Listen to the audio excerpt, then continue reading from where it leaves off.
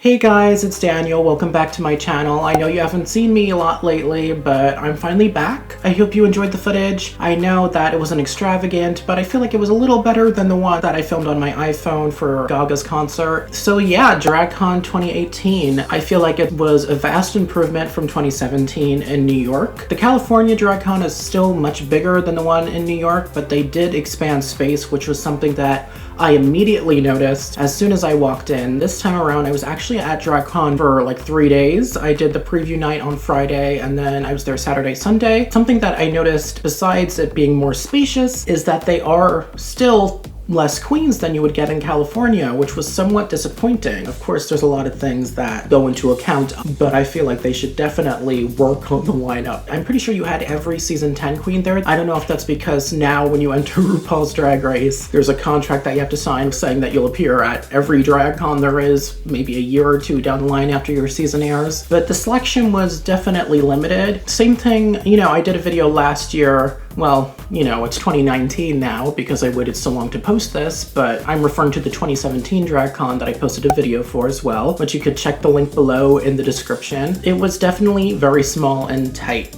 This time around, it was much more wide and spacious to the point where I believe that they definitely had extra space to use. So going back to the preview night on Friday, is it worth it?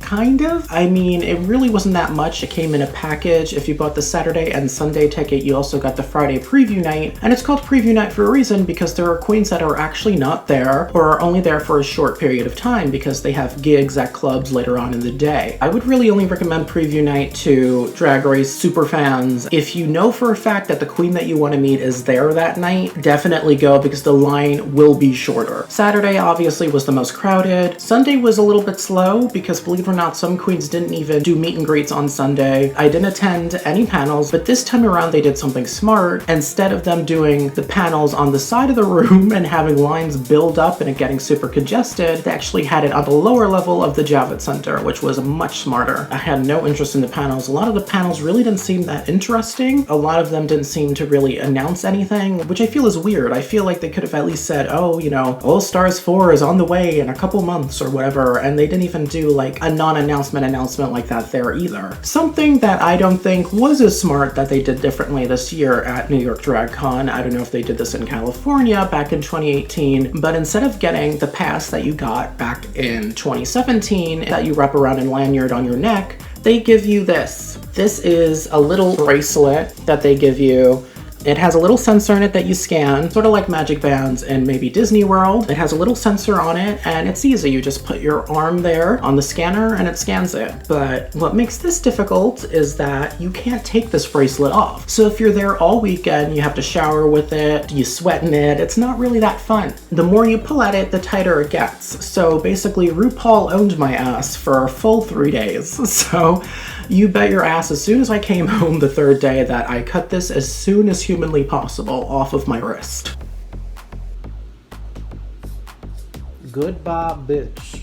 People that looked on my Instagram at blackandblue572, wink, will see all the pictures that I took with different drag queens. I did meet Trixie, I saw Miss Vanjie, I saw Monet Exchange. Little did I know that she was gonna win All Stars 4 a couple months later. Asia O'Hara was definitely one of the most pleasant ones. She actually sat down with people and had conversations with them. The quickest was actually Monet, and I don't think it was her fault. I just think they just wanted to go through as many people as possible. And as you could see in the footage that you just watched, Trixie's line was pretty gigantic. I was actually online on the Saturday, which I was originally not intending. I was intending to go online on Friday because there is less people on Friday, but I ended up doing it on Saturday. And I waited online for 5 hours, which for some people might be insane, but I really didn't worry about it because I had 3 days. Another thing that I noticed this time around is there are no more free queens pretty much, except for a select few. Even queens that I met last year are actually starting to require people to make a purchase in order to take a picture with them. And you know, that's not really a problem, but a lot of them had like that minimum of like $25. After a while, I was worried about running out of money. If you want to meet a lot of queens, be prepared to have at least $200 with you. I really don't know how this is going to go in the future if they continuously raise the minimum. Some people just said, oh, buy something, which I can understand. You know, you have to make a profit. I said this in last year's video. I understand they're not coming down here for free, but I feel like they should take into account once again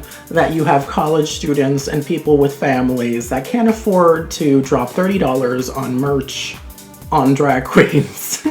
Another big thing that happened over the weekend, the same weekend as New York DragCon, was Latrice Royale's wedding. So because of that reason, many queens did not go. One of those queens being Jasmine, and another queen that was actually scheduled to be there, Manila Luzon. Now, I don't blame Latrice or her husband or whatever. I actually kind of blame WOW. While, you know, they had the convention probably scheduled for a while, I don't know if they released it in time for the wedding to be altered. It was just a silly, crazy situation that didn't really make sense because Latrice is a huge, you know, a hugely popular drag queen, and she invited a bunch of other hugely popular drag queens. So where are you gonna go? Are you gonna go to a convention center where you're gonna be sweaty and with harsh overhead lighting?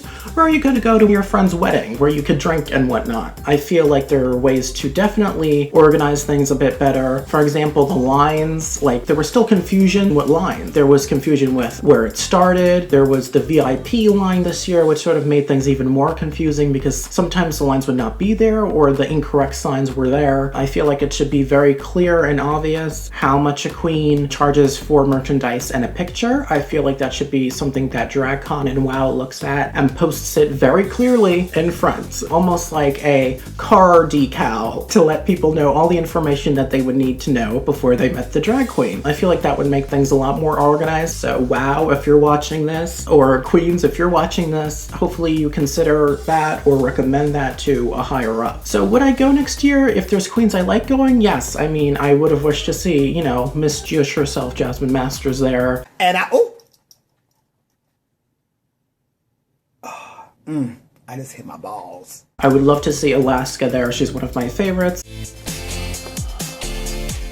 Just wanted to post this because I had some footage out there. While it's not the best, I tried to get as much footage as possible. Now I know not to just carry my camcorder like this, to maybe get some sort of a mount or some sort of a thing that'll stop from the camera wobbling and picking up all of my steps as I walk through the center. Make sure to leave a comment below your questions about DragCon. Click the like button if you enjoyed this video. I'd really appreciate it. Also, check me out on social media at blackandblue572. on Instagram, Twitter, and Facebook. Up next, I have another Power Rangers video for you guys that are out there that are curious about that. I have most of it recorded, but I have to record a little bit more, so stay tuned for that. Thank you guys so much for watching. Bye!